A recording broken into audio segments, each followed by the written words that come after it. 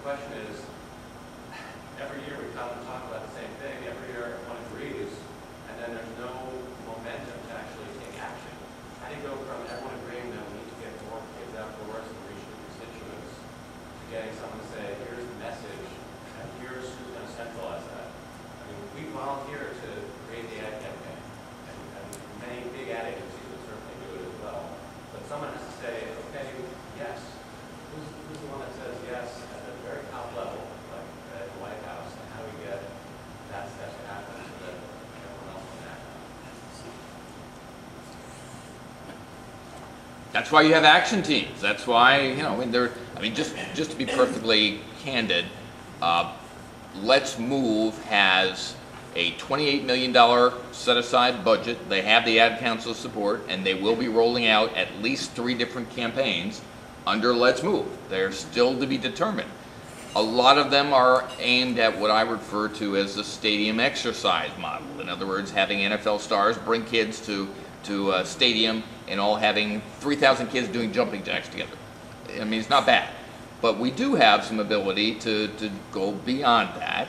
And I think part of what we can do for the rest of today as we meet in the action teams is define exactly what we think the White House could do and how to sustain it, because it has to have legacy. It can't be just the Obama White House. I mean, for some of you know that we were very involved in the Take Pride in America program, and Lisa's here, and it's a great program, but it's not the same program that it started out under the Reagan-Bush administration in 1985. And I think we need, in order to sustain something like that, you have to transcend the politics and figure out how to build on a base.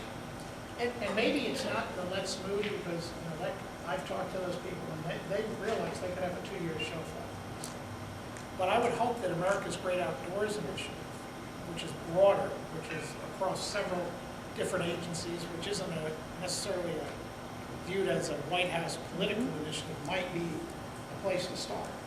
There could be between agriculture and DOI, you cover all the different things. There could be a way to have some sort of an overarching message come out of them about get outside with a centralized rec.gov website that has fishing opportunities, boating opportunities, camping opportunities, all these different things that tie into what we all do every day. But you need some sort of centralized focus to go on.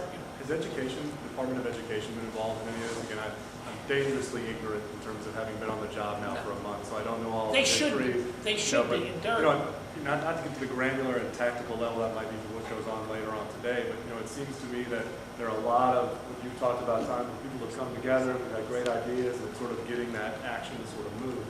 And it's the old adage, the easiest thing to get someone to do is nothing.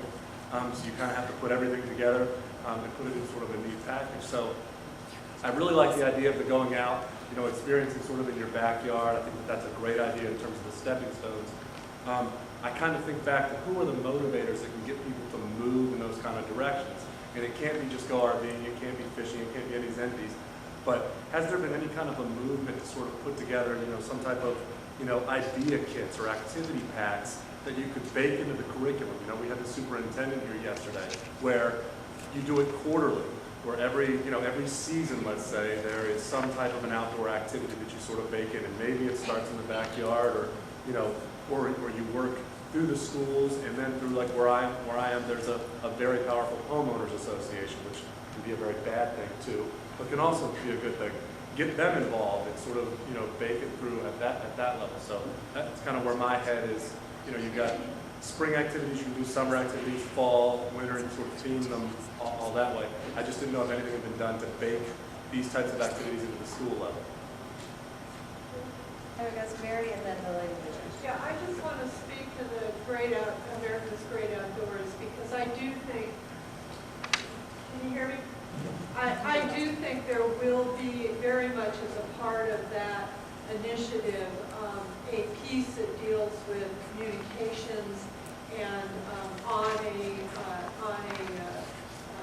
national scale, and so I do believe that is potentially a great coordinating force at the very top level among bunch of agencies. Some of the agencies, HHS and DOT, have been a little less involved, but the expectation is they will be more involved as the implementation of the action items and the things that come out of America's Great Outdoors report. So there are 2 breakout groups this afternoon, the Making the Great Outdoors Month, as well as one called Responding to America's Great Outdoors Initiative.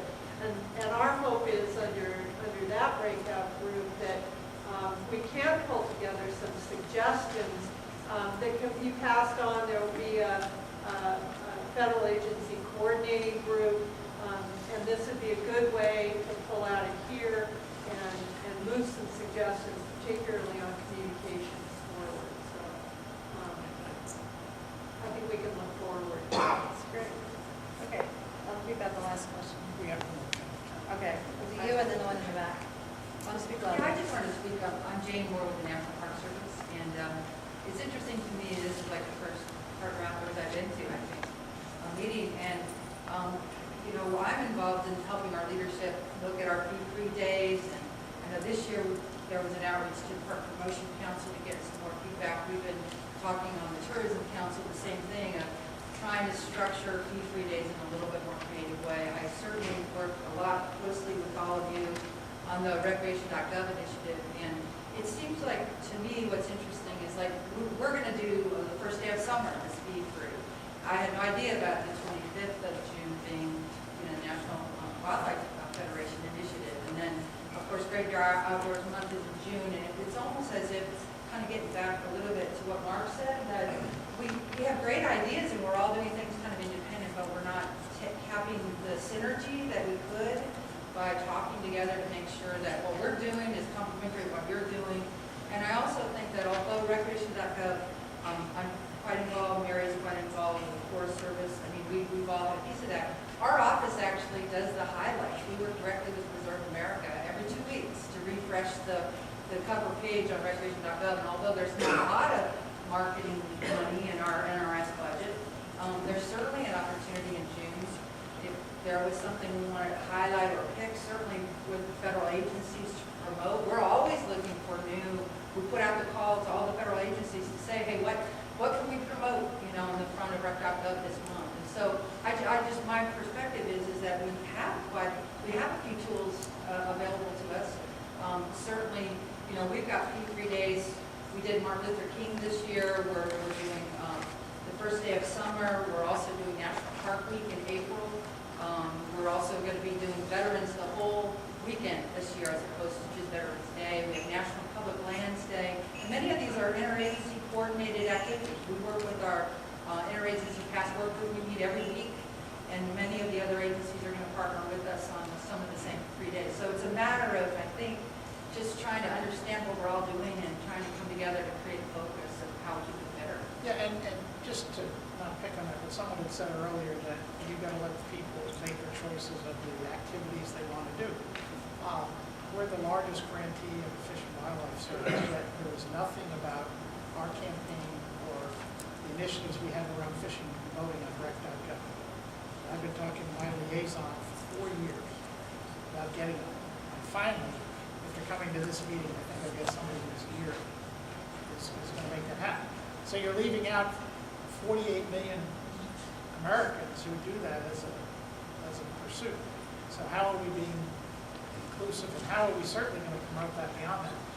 We've got to, we need a coordinated effort, and I think maybe America's Great Outdoors will do that, and then take a look at what's going to be the focal point where people can come to there. And so I still have hope, but I think it's patience and persistence. I've heard a lot about it. I think we're going to have to be really persistent and probably a little bit patient. But I also think we've got to be a bulldog about this, because there's a lot of good things going on, but you're absolutely right. None of them are good. I think we should wrap up. We're 5 minutes over your limit. So. And any lasting comments by our panelists? I just want to say I think that you're going to have a very brisk conversation this afternoon. I feel like I just took a sip from a fire hose just listening to the lady from National Park Service, just because there's so many things, and that's probably the challenge we have is there's so much going on. The public just their eyes kind of roll back to their heads. And I can't keep track of them all, and this is the business I'm in.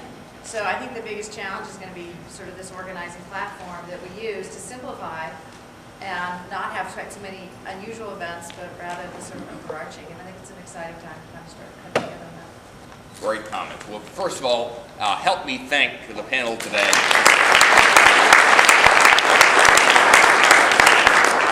I think what this panel has helped us focus on is we've been working on strategies and tactics without necessarily making really clear what our goals are. I think we have to step back and make sure that we do that. You know, we've been so excited about recruiting the figures in America who have PR agencies, governors, presidents, other kinds of people, that we haven't worked enough to make sure that we've given them the content and the cohesive strategy. So I think that's part of what we can be doing during our action teams. And that's my role right now, is to get you prepared and knowing what you're going to be doing for the rest of this morning and into this afternoon.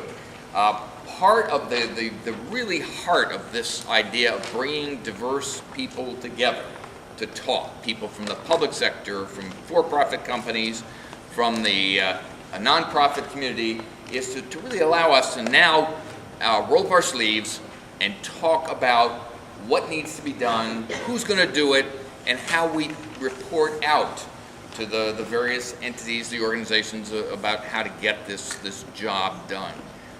As I mentioned on Sunday in my presentation, this group is not just about coming and feeling good and listening to each other. It's about trying to take the next step into action and suggesting some things that can be done by us. Because it's not just pointing the finger at somebody else and saying, yeah, the ad council should do that. It's really, the ad council works when you go to it and you say, we need your help and we have the money to pay for the various kinds of things that your agencies will do, not to buy the ad time, but all of the behind the scenes kind of work, the creative and everything else, has to be paid for, the out-of-pocket cost for an ad council project to work. But that's just one illustration of how we have to be serious about moving. Here's what we're going to do. We're going to take